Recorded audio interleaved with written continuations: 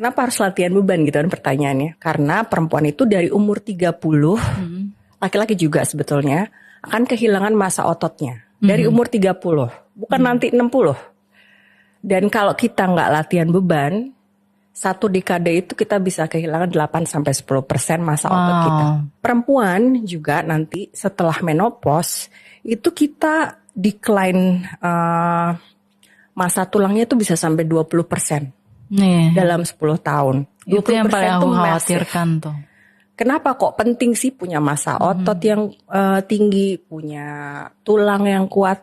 Karena kalau enggak kita rawan jatuh dan rawan patah tulang. Ya karena itu lansia banyak ngalamin itu kan. Yes. Dan ada studi yang memperlihatkan bahwa begitu perempuan patah tulang di hip atau mengalami hip fracture, itu 30% meninggal dunia 1 tahun kemudian. Kenapa harus latihan beban gitu kan pertanyaannya? Karena perempuan itu dari umur 30, laki-laki juga sebetulnya, akan kehilangan massa ototnya. Dari umur 30, bukan nanti 60. Dan kalau kita nggak latihan beban, satu dekade itu kita bisa kehilangan 8-10% massa otot kita.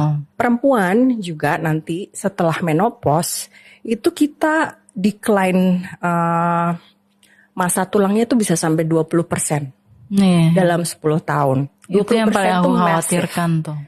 Kenapa kok penting sih punya massa otot yang tinggi, punya tulang yang kuat?